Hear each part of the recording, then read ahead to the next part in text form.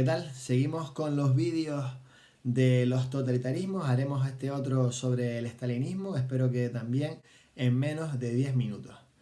Vamos a ver, habíamos hablado del nazismo y del régimen nazi y de cómo un sistema de carácter democrático pasó a convertirse en una dictadura fascista con unos principios aberrantes y evidentemente en muchos aspectos inhumanos, con una visión muy militarista, violenta, antidemocrática, también anticomunista, que no la dijimos en el vídeo anterior, hasta situar al país en unos niveles económicos altos y también socioeconómicos, solo que el precio humano pues evidentemente es muy alto, ¿no? Y a costa de muchas otras personas que por no estar en lo estipulado por el pensamiento nazi, pues no cualificaban como seres humanos y por lo tanto estaban al margen de ese desarrollo, siendo el mismo de un carácter, pues como ya he dicho, bastante aberrante en la medida que llevaba a cabo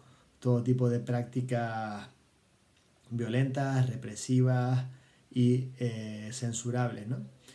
¿Qué pasa con Rusia? Bueno, Rusia es un país que no deja de sufrir episodios o de vivir episodios dramáticos a lo largo de su historia. Es en cierto modo la cuna de un anarquismo muy potente, ¿no? Con la figura de Kropotkin y de Mikhail Bakunin. Y también, evidentemente, el primer país que pasa a protagonizar una revolución social de carácter obrero durante la Revolución de Octubre de 1918. Bueno, vamos a ver, recordemos que el líder de esa revolución había sido Lenin y que otros muchos miembros del partido bolchevique, a posteriori Partido Comunista, pues seguían un poco las directrices del mismo. Hay que recordar también que una vez cristaliza la revolución tiene lugar una cruenta y horrible guerra civil que mueren millones de rusos del año 18 al 21 donde se impone el ejército rojo.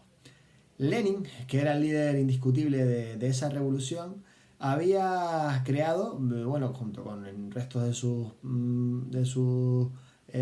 compañeros de partido y demás, y de la élite de los partidos comunistas, había creado la URSS, la Unión de Repúblicas Socialistas Soviéticas, una vez finaliza la guerra civil, y bueno, estaba basado en unos principios comunistas, ¿no? Aunque hablamos de leninista, bueno, comunista también, ¿no? ¿Qué evita o qué elimina? Elimina pues esa autocracia zarista, naturalmente, desaparece la monarquía.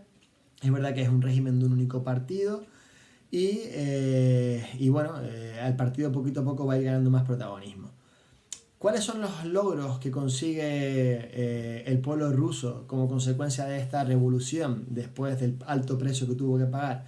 Bueno, pues algunos aspectos que sí que son positivos, como por ejemplo pues el hecho de que se garantizaba una vivienda a la población, el hecho también de que la propiedad del campo, siendo colectiva, pues todo el mundo trabajaba y obtenía unos ciertos niveles de comida, cuando antes no era así. No estoy hablando de niveles abundantes, pero sí niveles de comida. Al mismo tiempo que había una seguridad social, es decir, existía una sanidad y también existía una educación, que también es importante porque los niveles de analfabetismo eran muy elevados, sobre todo en el campesinado, que hablamos de un porcentaje elevadísimo, más de un 80% de los rusos eran campesinos, con lo cual esos son logros que están ahí presentes.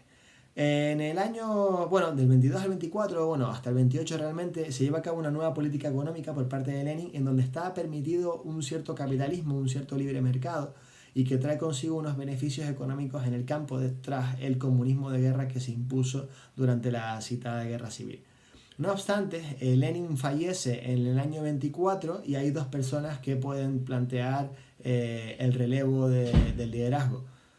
Por un lado encontramos a Trotsky, que planteaba un socialismo exportado al resto del mundo, y en el otro banco, por así decirlo, encontramos a Stalin.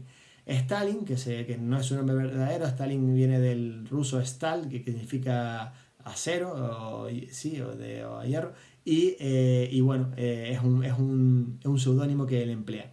Stalin es un personaje que Lenin no quería como líder porque advertía, pese a que tenía confianza en él, que podía ser muy sádico en algunos niveles y plantear unas propuestas pues bastante más transgresoras y más violentas y duras de las que estaban establecidas anteriormente. Y no se equivocó, porque Stalin poco a poco, siendo secretario del partido en el 27, va subiendo puestos e instaura un régimen totalitario, suprime la constitución del 24, crea una en el 36, en donde se consiguen más poderes y donde la autoridad de su figura no está cuestionada por ningún otro miembro. Y si alguien lo cuestionara, pues iba directamente a un gulag, iba a la cárcel o iba a ser ejecutado, ¿vale?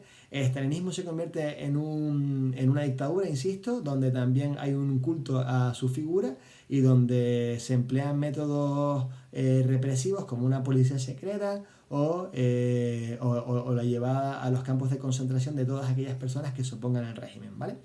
Esto va a durar hasta el año 53, que fallece Stalin y que tendrá lugar un nuevo gobierno por parte de Khrushchev, el cual acusará a Stalin de muchos de los crímenes que cometía. Desde el punto de vista económico, vamos a plantear esa economía planificada y esa colectivización de tierras y de la industria. Y bueno, vamos a intentar explicar muy rápidamente esas características en los vídeos que vienen o en las imágenes que vienen a continuación. Vamos allá. Bueno, pues comentamos ahora 6 características del estalinismo. Aquí lo tenemos con Lenin antes de que falleciera. Y luego ya continuamos con el vídeo con más imágenes. Recordemos que en el año 22 se había creado la Unión de Repúblicas Socialistas Soviéticas, que incluía a su vez otras repúblicas socialistas como Kazajstán, Turkmenistán, los países bálticos, Armenia, Azerbaiyán, todas las provincias caucásicas.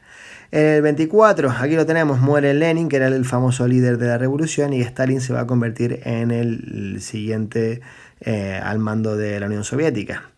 Por lo tanto, tenemos que decir que el estalinismo se caracteriza porque una vez consigue el poder, ya que en el 27 era secretario general del partido, acaba instaurando una dictadura personal alejada de los principios de la revolución y donde va a ejercer un gran control por parte del partido en todos los aspectos de la sociedad y de la economía. Esto va a venirse acompañado con un culto al líder, aquí lo tenemos, al que se le va a rendir homenaje continuo y gracias a la propaganda del propio Estado vamos a ver carteles como estos de aquí o como este otro de aquí que va a enaltecer la figura de Stalin como el padre de Rusia, como el padre de la patria. Se van a construir todo tipo de monumentos hablando de las bondades del líder soviético, aunque no sea tan bueno ni tan benévolo como vemos en estas imágenes. En el 36, para afianzar también el control, crea una nueva constitución que quita algunas cuestiones de la constitución de 24 y encontraríamos también esa nomenclatura, esos miembros del partido que forman parte de la élite burocrática que pertenecen al PQ y que van a ser unos ciertos privilegiados, con lo cual vemos que rompe un poquito la idea inicial y que se parece un poco en ciertos aspectos al antiguo régimen. Lo más grave del estalinismo es sin lugar a dudas la dura represión que lleva a cabo, sobre todo reflejadas en los procesos de Moscú, que van a tener lugar desde el año 33 hasta el 40 aproximadamente, hasta 39 podemos decir, donde se va a depurar, donde se van a eliminar, a perseguir a todos aquellos líderes que podían plantear algún tipo de rivalidad a Stalin, entre ellos al propio Trotsky, que ya hemos puesto ahí que lo eliminó. Las personas que puedan ser, aquí me equivoqué, fíjense que bien, la gente que puede ir en contra del régimen o que escriba en contra o que sea otro partido irían a los gulag, de los que ahora hablaremos, y la economía, y esto es el último punto del que también vamos a continuar hablando ahora, se define por ser planificada y colectivizada con una serie de características que en breve comentamos. Pero antes de la economía vamos a detenernos un momento en los gulag y en la represión. Aquí vemos una imagen de uno de estos campos de prisioneros que se crearon en 1929 para llevar a todos aquellos opositores al régimen a los que se les obligaba a trabajo forzado. Se repartía por todo el mapa de la Unión Soviética, como aquí vemos, y en esta estadística podemos apreciar el número de muertos que tuvo lugar en ellos, sobre todo en los años del proceso de Moscú y en la Segunda Guerra Mundial, como podemos comprobar. Los procesos de Moscú, recordemos que fue esa purga interna del partido donde se eliminaron a todos los posibles líderes soviéticos que podían plantear algún tipo de oposición al régimen. Muchos de ellos fueron fusilados, una gran cantidad de Politburó y de todos los grandes dirigentes del partido que en su momento pues podían plantear a Stalin una traición, según su criterio naturalmente. Muchos fueron deportados y muchos fueron fusilados, tal y como estamos comprobando aquí. Hablamos de oficiales del ejército y antiguos dirigentes, hablamos de millones de personas que fueron ejecutadas, ¿eh? Aquí tenemos una imagen de Stalin con Rykov, con Bujarin y con Zinoviev, que también fueron antiguos compañeros, como pueden imaginar. A todo esto contribuyó la policía secreta, la checa, y se llevó a cabo mediante métodos de tortura terribles y de gran represión también absolutamente criticable y bueno, aberrantes en muchos aspectos. Bueno, las características económicas y sociales. La URSS se convierte en una potencia industrial, la segunda del mundo, y lo hace a través de una serie de elementos como pueden ser, primero, los planes quinquenales, aquí los estamos viendo, que se plantean para organizar la producción agrícola e industrial a través de una institución que era el Gosplan. Aquí vemos algunos objetivos. Las industrias se ven favorecidas, como entre ellas la eléctrica o algunos bienes de consumo, y se van elaborando cada 5 años. El primero, por ejemplo, es este que tenemos aquí, del 2832, que intenta levantar la industria pesada de la URSS y la ayuda de otros países. Se intenta una colectivización y, bueno, vemos algunos de estos objetivos que se van planteando. Cada cierto tiempo se señalaban los logros y los defectos y se planteaban los nuevos resultados por alcanzar, ¿no? Vemos que cada uno de ellos estaba orientado a mejorar la productividad y la producción de la URSS, en algunos casos con un gran éxito, en otros pues con un éxito relativo que ahora veremos. Otra cuestión es que se prohíbe la propiedad privada de los medios de producción y de ese modo tierras, fábricas, bancos y transportes se convierten en propiedad estatal. Se realiza asimismo a partir del 29 una colectivización forzada en la agricultura que generó grandes tensiones en el campo en un primer momento y que, bueno, sobre todo por parte de los kulaks. Aquí tenemos a estas mujeres campesinas. Hay que decir también que las mujeres rusas eran igualmente pagadas que los hombres, eso sí que es otra cosa que no ocurría en el resto de Europa. Y bueno, vemos aquí algunas imágenes que ilustran a las campesinas y a los campesinos que trabajan en el campo.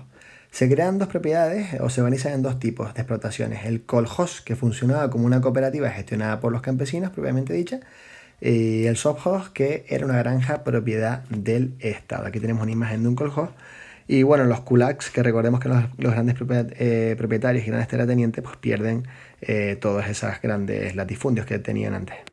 Y ya por último, se le dio una gran prioridad al desarrollo industrial basado, como imaginamos, en industria pesada, siderurgia, metalurgia, producción energética, también infraestructuras que eran muy necesarias. Aquí tenemos algunas industrias. Infraestructuras necesarias que, como digo, para el transporte, para mejorar también la conectividad, como por ejemplo la creación del transiberiano tren que vamos a ver ahora. El resultado fue positivo porque se creó una rapidísima industrialización, pero sin embargo la agricultura sufrió un retraso muy considerable y se descuidó la producción de bienes de consumo. Por último, tenemos aquí una tabla que refleja en varias variables la evolución de 1913 al 32 de la economía rusa, ¿no? Desde la población, la producción industrial, la cosecha de cereales y la producción eléctrica, siempre con datos positivos. Por último, hay que destacar, como aquí lo vemos, la producción industrial en el 32, como la URSS es muy elevada, superando a Japón, a Suecia, Gran Bretaña, Francia, Italia, Checoslovaquia e incluso Estados Unidos, en la medida que no le afectó el crack del 29 y por lo tanto su economía pues, no se vio perjudicada por dicha crisis y bueno, fue creciendo. Esta última imagen es un resumen de lo dicho. En ella comprobamos esas horribles purgas masivas, esos gulags, esos campos de trabajo también horribles, una gran represión policial, la propaganda, las faltas de libertades individuales y públicas, el culto de la personalidad, la censura y la cuestión económica. Aquí tenemos también a Stalin, que aplaude porque murió en el 53, consolidado como un líder y tras haber ganado también en la Segunda Guerra Mundial.